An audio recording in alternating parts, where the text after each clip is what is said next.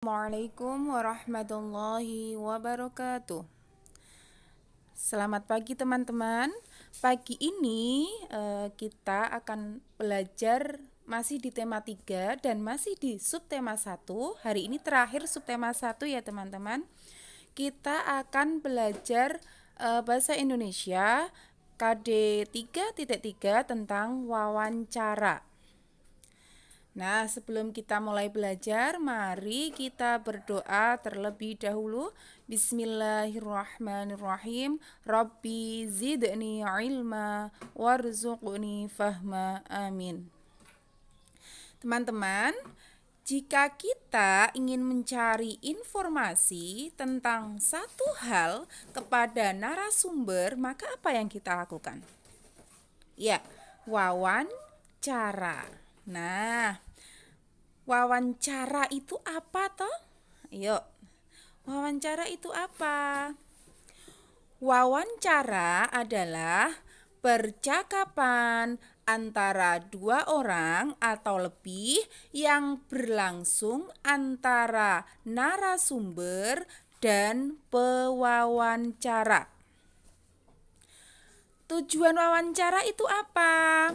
Tujuan wawancara untuk mendapatkan informasi yang tepat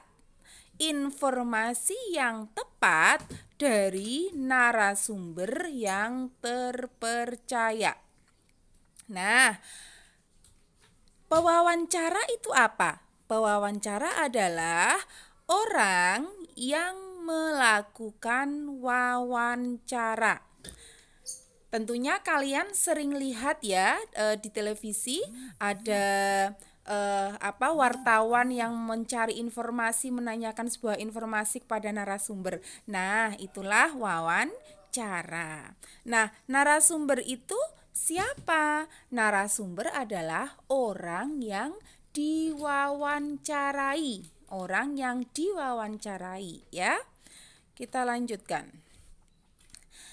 Misal, kamu akan mewawancarai masyarakat tentang pekerjaan dan kegiatan tertentu. Misalnya berkaitan dengan hasil karya seni, berarti pengrajin, atau berkaitan dengan budaya. Dia mungkin seorang tokoh masyarakat yang memahami budaya lokal di masyarakat tersebut misalnya. Nah, apa yang kamu lakukan untuk menggali informasi dari mereka? Tentunya kamu melakukan wawancara. Nah, supaya wawancara itu baik, berjalan dengan lancar, maka kita harus menyiapkan terlebih dahulu. Menyiapkan apa? Tentunya menyiapkan pertanyaan. Di pembelajaran sebelumnya Bu Nikmah sudah menyampaikan ya apa itu kalimat tanya, jenisnya apa saja sudah Bu Nikmah sampaikan ya. Kemudian kata tanya itu apa saja, 5W plus 1H ya, itu sudah Bu Nikmah sampaikan. Nah, dari aturan-aturan itu kita bisa membuat kalimat tanya atau pertanyaan yang baik dan tepat untuk melakukan wawancara. Kita lanjutkan. Nah, perhatikan saran-saran saat melakukan wawancara. Kalian bisa lebih jelasnya nanti bisa dilihat di buku tema halaman 23. Nanti bisa dilihat teman-teman apa saja cara-cara agar wawancara kita itu bisa berjalan dengan baik dan lancar. Itu nanti bisa dibaca di halaman 23 ya teman-teman. Nah, tentunya yang nomor 1 kita harus mengucapkan salam dulu karena ini etika ya teman-teman ya, mengucapkan salam, memperkenalkan diri, kemudian meminta kesediaan narasumber untuk diwawancarai dan jelaskan apa maksud wawancara itu atau topiknya tentang apa. Nah, kemudian yang selanjutnya menyiapkan daftar pertanyaan teman-teman. Daftar pertanyaan ini wajib disiapkan dulu sebelum melakukan wawancara. Nah, daftar pertanyaan ini harus kita runtutkan, urut maksudnya apa, dari hal yang paling umum ke hal yang khusus. Nah, makanya kita harus menyiapkan terlebih dahulu. Nah, selanjutnya gunakan kata tanya. Tentunya kalau kita membuat pertanyaan harus menggunakan kata tanya. Nah, hindari pertanyaan yang berbelit-belit. Jadi pertanyaan itu jelas, tidak ambigu, kata-katanya mudah dimengerti. Kemudian dengarkan penjelasan narasumber dan catat. Atau kalau kita tidak mencatat, kita bisa menggunakan record atau merekam pembicaraan dari narasumber tersebut. Nah, ini gunanya untuk laporan wawancara. Kita akan bahas laporan wawancara setelah materi ini. Jadi di subtema 2 nanti ya teman-teman. Nah, kemudian setelah itu mengambil kesimpulan. Yang selanjutnya memberikan kesan yang baik. Jadi kita harus berbicara dengan sopan.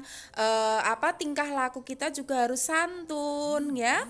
Nah, kemudian mohon diri ketika sudah selesai wawancara dengan mengucapkan terima kasih. Kemudian tentunya juga dengan cara yang santun. Itu adalah saran atau tata cara ketika seorang pewawancara mencari informasi dari narasumber.